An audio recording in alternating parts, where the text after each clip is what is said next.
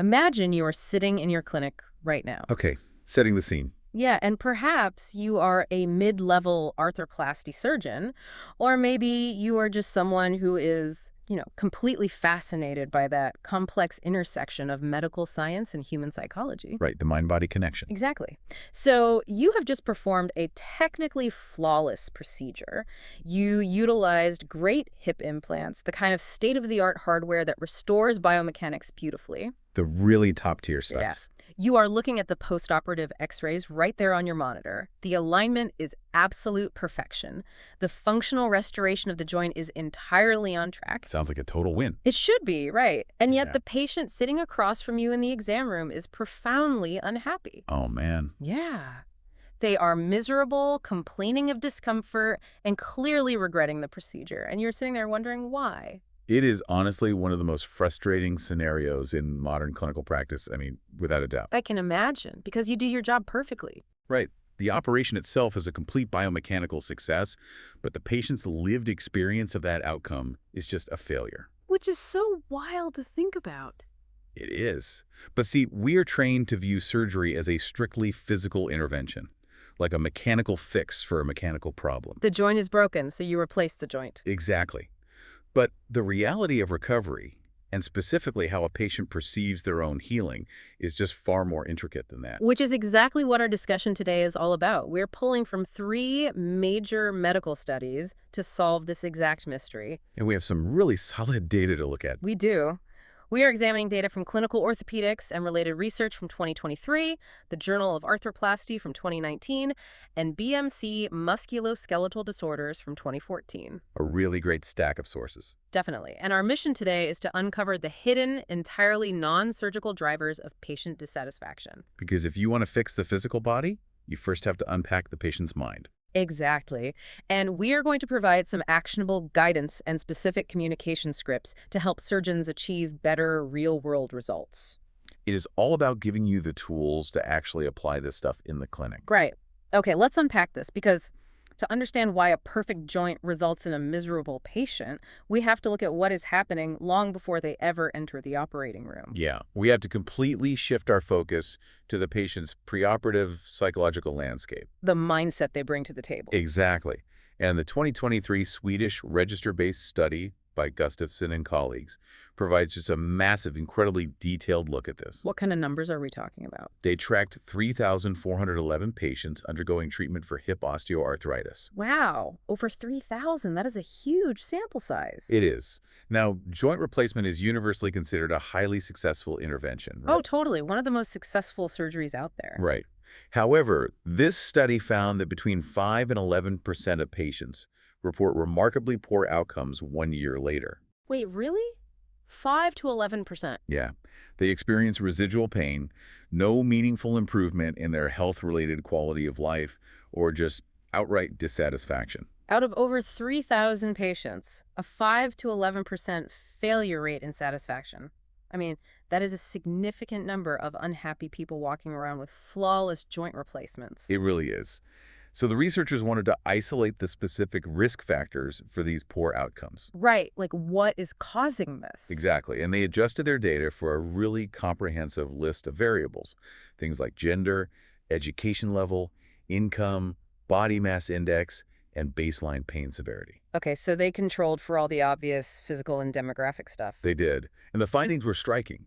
The dominant risk factors for postoperative dissatisfaction were older age, being classified in Charnley Class C. Which means what exactly? It basically indicates multiple joint issues or other severe conditions that limit ambulation. Got it. So they are already dealing with a lot. Right. But the most crucial risk factor they identified, a clinical history of depression. A history of depression. Wow. That immediately challenges the traditional biomedical model, doesn't it? Completely. I mean, you would naturally assume that severe obesity or agonizing baseline pain before the surgery would be the primary culprits for a tough recovery. You would think so. But what's fascinating here is that medically treated depression demonstrated a stronger statistical association with residual post-operative pain than severe baseline pain prior to the surgery. Wait, let me make sure I am hearing this correctly.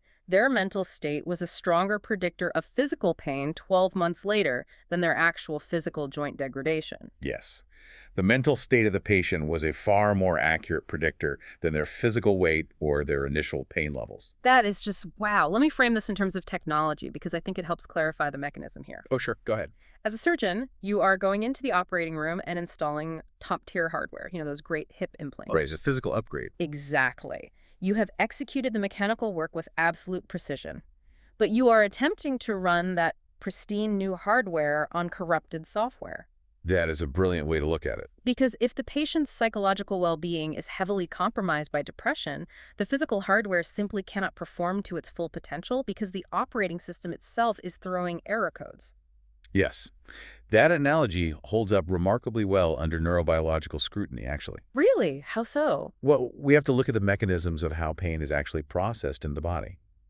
Pain is not merely a signal sent from a damaged joint to a passive brain. It's not just a one-way street. Not at all. The perception of pain is generated within the central nervous system. It is heavily modulated by what we call descending pain pathways. Okay, the descending pathways. Right. In a healthy psychological state, the brain releases neurotransmitters like serotonin and norepinephrine that actively inhibit and dampen pain signals from the body. It basically turns down the volume naturally. Exactly. But depression alters that neurochemistry, right? Fundamentally, clinical depression often involves a depletion or dysregulation of those exact inhibitory neurotransmitters. So they lose the ability to turn the volume down. Yes. When a patient is depressed, their brain literally loses its ability to dampen physical sensory input. The nociception, the neurological processing of pain, is amplified. So when they sit there in the clinic and tell the surgeon they are in agony, they are not making it up. They absolutely are not. The physical pain is entirely real to them, but the amplifier is psychological. That is a crucial distinction. It is. The Swedish study highlighted that patients with depression had an odds ratio of 1.54 for lacking improvement in pain. Meaning they were 50% more likely to be deeply dissatisfied with the overall surgical outcome. Exactly. I am putting myself in the shoes of the listening surgeon right now, and I have to admit some hesitation. Ooh, what kind of hesitation? Well, if I look at a patient's chart and I see a history of depression, and I understand that their neurochemistry is going to amplify their post-operative pain, how do I even navigate that? It is tough. If I tell a patient their depression might cause their new hip to hurt more, aren't they going to feel dismissed? Aren't they going to think I'm telling them the pain is just all in their head? Yeah, that is the ultimate clinical tightrope right there. You cannot dismiss their pain, but you also cannot ignore the psychological amplifier. So what do you do? If you fail to address the depression preoperatively, no amount of surgical skill will overcome that distressed neurochemistry. You just cannot out-operate an untreated mood disorder. The software must be addressed for the hardware to function. Precisely. Okay, so if the psychological software is corrupted, how does that actually manifest in the real world of clinical practice? It manifests as a massive distortion in what the patient expects from the surgery. Ah, expectations. And we see this clearly mapped out in the 2014 data from BMC Musculoskeletal Disorders by Palazzo and colleagues. Yes. Expectations are the bridge between a patient's mental state and their perception of the physical outcome. Break down that Palazzo study for us. So Palazzo's team looked at 123 patients across 3 tertiary care centers.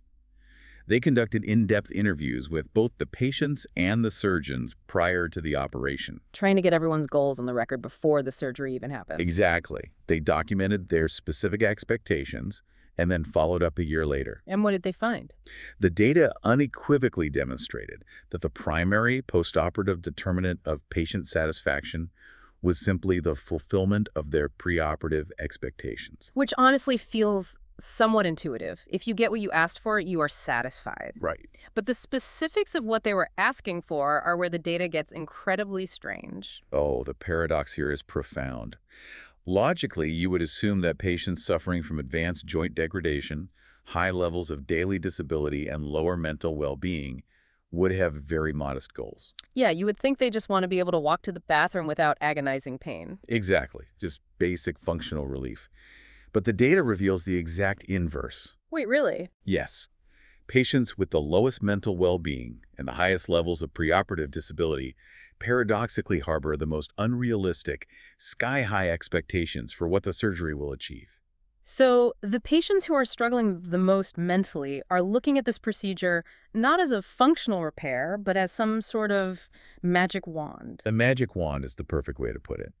And when we examine the specific disconnects between the surgeon's clinical goals and the patient's personal expectations, the gaps are just staggering. Give me an example. What kind of gaps? Well, for instance, a year after surgery, 53% of dissatisfied patients cited unmet expectations regarding their ability to effortlessly cut their toenails. Wait, cutting their toenails? Yes, toenail grooming. Half of the unhappy patients were harboring resentment because they couldn't bend like a gymnast to groom themselves. That is what the data shows. I have to push back here. During the preoperative consultation, the surgeon is undoubtedly explaining the physical limitations of an artificial joint. Of course they are. They are explaining range of motion recovery timelines.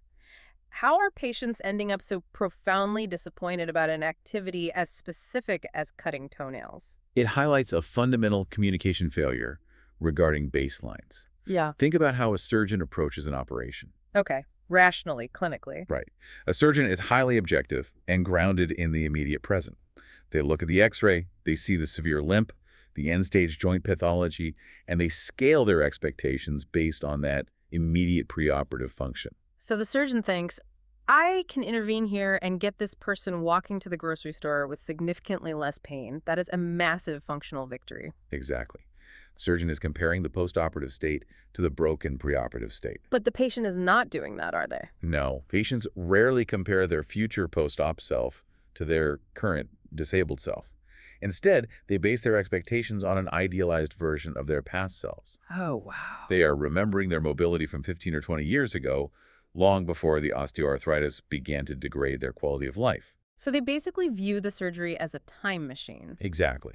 And when the great hip implants do not miraculously erase 2 decades of aging and restore their 30-year-old body, they perceive the medical intervention as a failure. That creates an impossible standard. The surgeon is promising functional restoration, and the patient is expecting the fountain of youth. And it goes way beyond toenails. What else? 50% of the dissatisfied cohort were disappointed regarding their ability to put on tight shoes or engage in certain sexual activities. That is a huge disconnect. And 42% had entirely unmet expectations about the complete relief of night pain. Wow.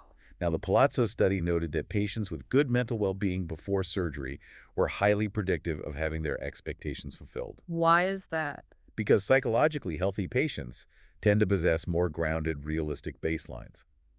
The patients struggling with poor mental well-being were using the surgery as a psychological life raft. Demanding that a mechanical joint replacement solve complex life problems. Exactly. So we have established two major internal factors driving dissatisfaction: the internal neurochemistry of depression amplifying pain, and the internal cognitive distortion of unrealistic expectation. Right, the internal software. But there is a third pillar to this problem. It is not just what is happening inside the patient, it's what happens around them during the entire process of care. This brings us to the external environment, specifically the patient's perception of the healthcare delivery itself. And we have some fascinating data on this. We do. The 2019 study published in the Journal of Arthroplasty by Halawi and colleagues provides excellent insight here. Tell us about the Halawi study. They examined 551 primary hip and knee arthroplasties. Overall satisfaction was high, hovering around 88 to 89%. Which is pretty standard for these procedures. Yes, but they wanted to investigate the remaining 11 to 12% who were unhappy. They contacted these patients directly and asked them to articulate the root of their dissatisfaction. Here's where it gets really interesting, because naturally, you would assume all the responses would center on physical complaints. Right. My joint is stiff, or I still have a limp. Exactly. And while functional limitations were certainly present, a completely different category of complaints emerged. A substantial portion of the dissatisfaction was entirely divorced from the surgical outcome itself. Let's hear the numbers. 6% of the unhappy hip patients and 11% of the unhappy knee patients explicitly cited staff or quality of care issues. So they were not complaining about the prosthetic, they were complaining about the human's task with managing their recovery. If we connect this to the bigger picture, yes, they're conflating service with outcome.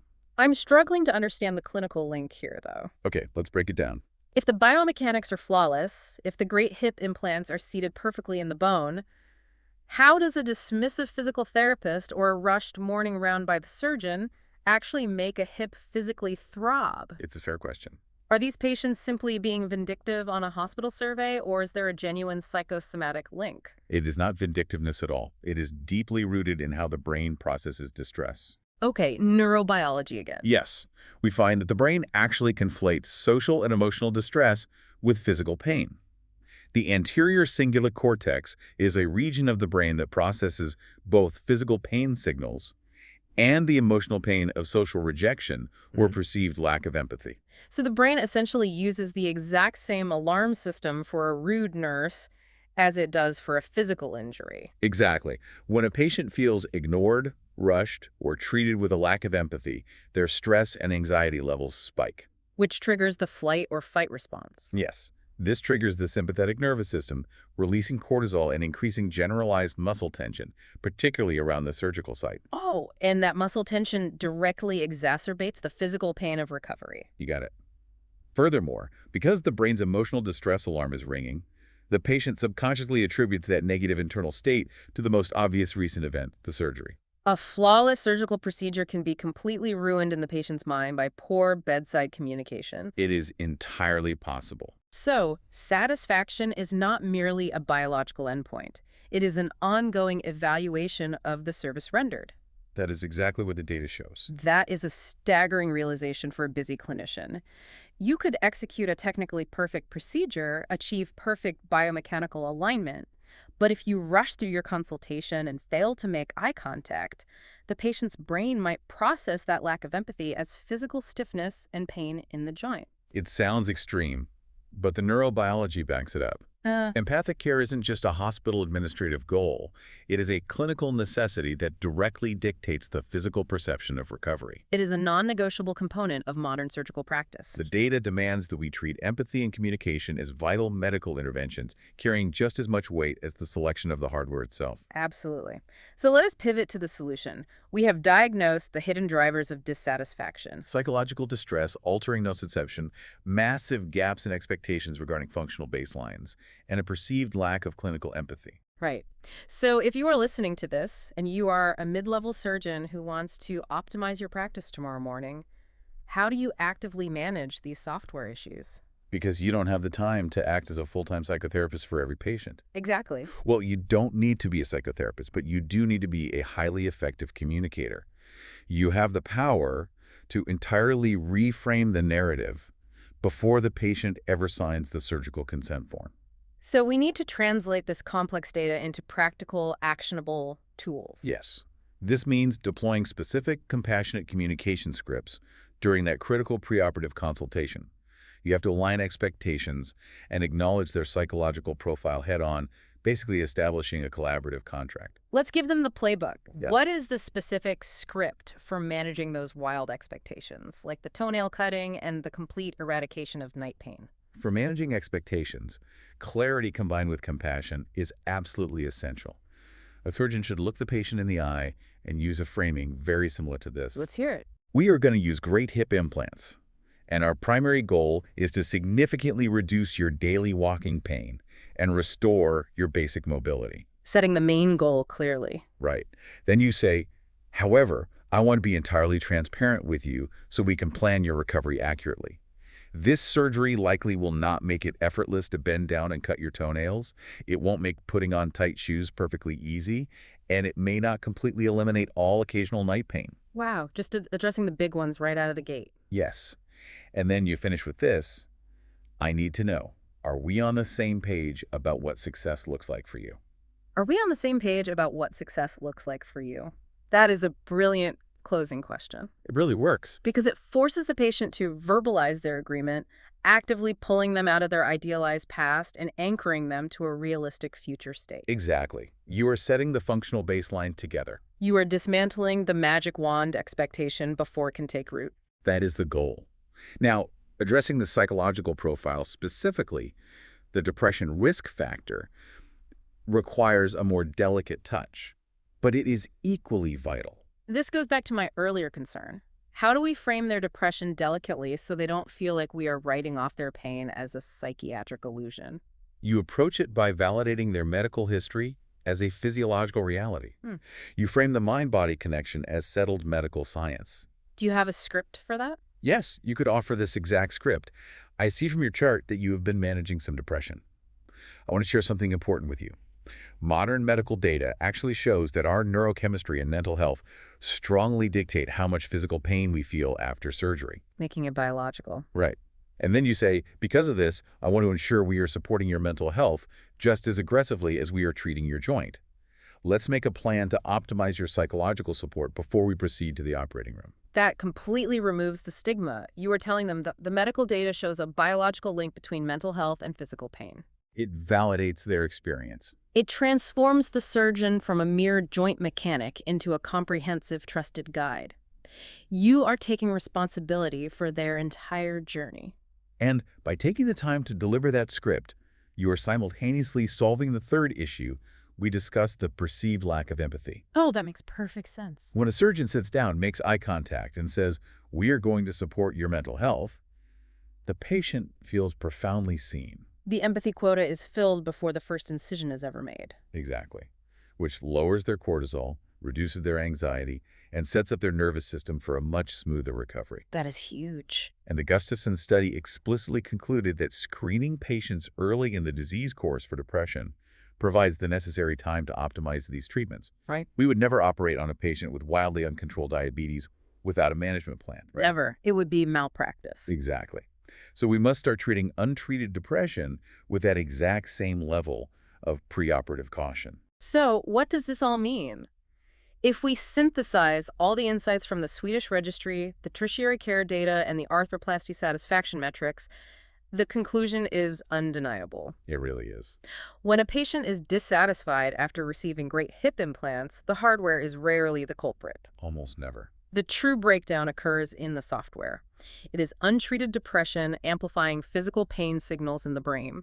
It is the massive, unaddressed gap in expectations, the toenail disconnect, where the patient expects a time machine rather than a functional repair. Yep. And it is the empathy of the care team, where a rushed consultation triggers a stress response that the patient's brain interprets as a failed surgery. The ultimate takeaway for the clinician is that technical surgical precision is no longer sufficient on its own. It is necessary, but not sufficient. Right.